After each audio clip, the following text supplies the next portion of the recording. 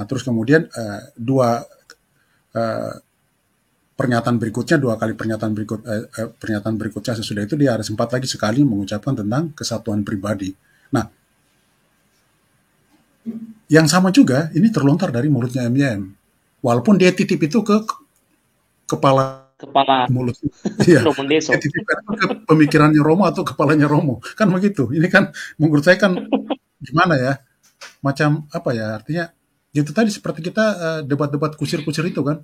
Eh, Orang tidak bicara itu kita eh, berpikir ataupun kita melontarkan kata-kata bahwa yang kau maksud ini loh, saya tidak bicara itu kok, itu kan kata-katamu yang kau taruh di mulut saya atau taruh di pikiran saya, kan begitu.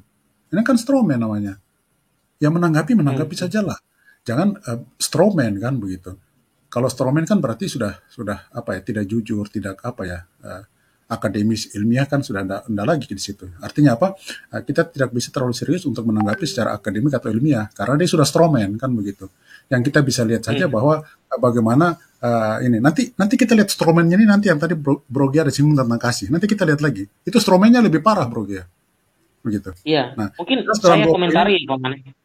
Iya, yang jelas dalam dua komen, dalam dua pernyataannya dia, ini dia Hmm. meletakkan pemikiran kesatuan pribadi eh, Yesus Kristus itu ke dalam pikiran atau ke mulutnya, ke dalam pikiran lah, ke dalam pikiran atau benaknya Romo. Dia taruh itu, coba Hmm. bayangkan.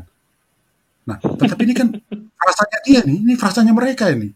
Deki Ngaras juga bicara begitu, dia juga bicara begitu, dan mereka ini kan reform, Calvinis. Artinya kita sudah Hmm. dari dua dua dua apa ya, dua intelektual akademisi sudah berbicara hal yang sama ya, tentang kesatuan pribadi, maka kita bisa mengambil kesimpulan sederhana Bro Gea, bahwa itulah yang Hmm. dipahami oleh Reform ataupun Calvinis begitu. Nah, itu yang saya mau tekankan pada kali ini. Nanti yang tentang yang kasih mungkin Bro Gea bisa mainkan nanti, kalau ini saya juga nanti coba ini. Karena di situ lebih parah lagi dia begitu. Nah, oke, sebentar itu Ya, aja dulu Bro. Silakan. oke. Saya tanggapi yang ini, Paman ya. Saya melihat begini. Mohon maaf ini ya. Saya tahu bahwa beliau ini adalah seorang akademisi, tapi kok bahasanya bisa tidak sinkron ya? Ketika dia mengatakan kesatuan pribadi, tapi kok larinya ke natur ya?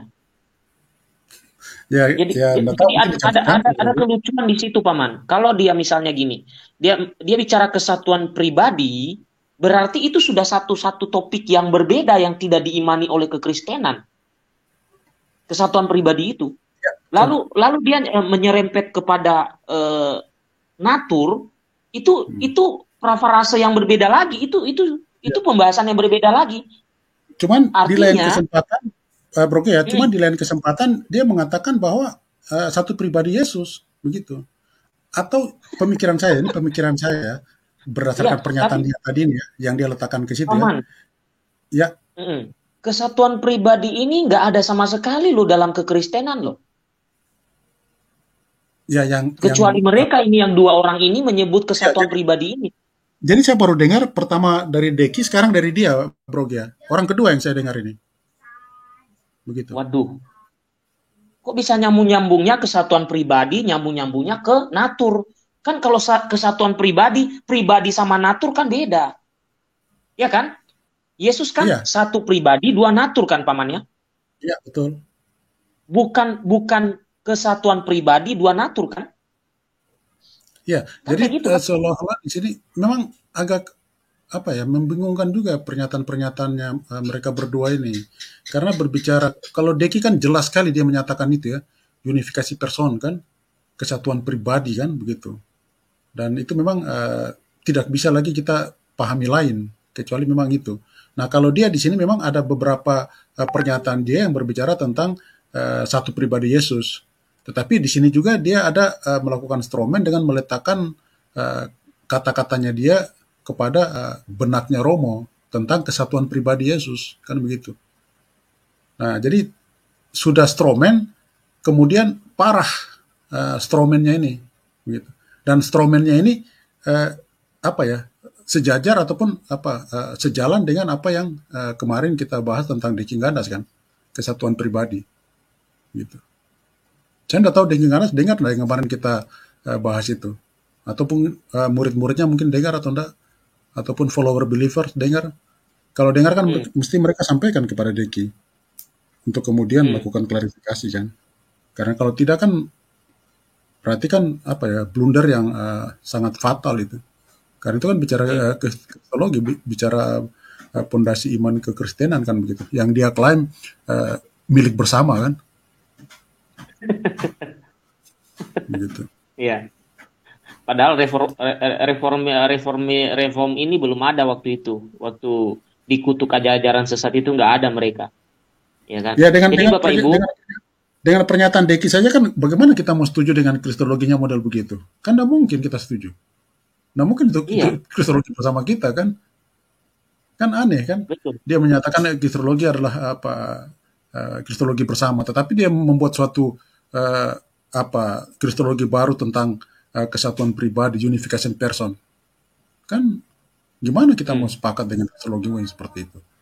Dan kemudian eh, pernyataan yang sama juga dilontarkan oleh MYM, tetapi dia letakkan itu di benaknya Romo, kan begitu, kan tambah konyol Iya. lagi kan, begitu. Silakan lanjut, Rogia. Oke, ya lanjut Paman.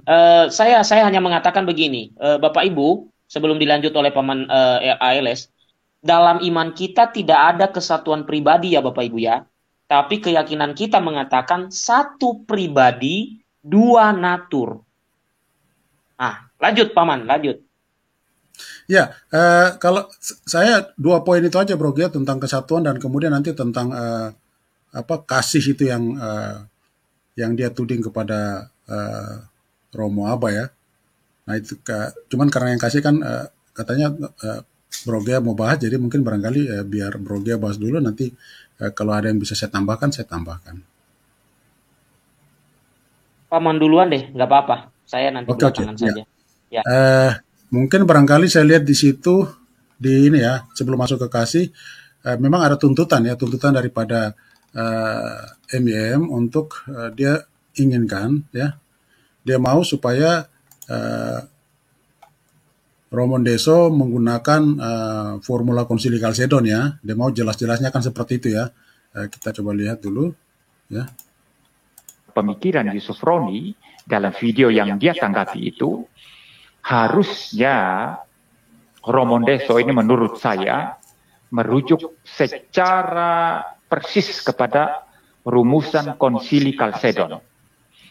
Ya, jadi MYM inginkan untuk Romondeso mengarah secara spesifik ya terhadap konsili Kalsedon. Tetapi kalau kita lihat dari pernyataan daripada Romondeso, sebenarnya kan tanpa harus menyebut konsili Kalsedon, sebenarnya kan Romondeso sudah memberikan kisi-kisinya kan kurang lebih kan seperti ini.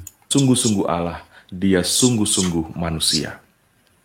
Dalam syahadat Nisea Konstantinopel, bahkan dengan tegas dikatakan, Yesus naik ke surga dan duduk di sebelah kanan Bapa. Artinya apa?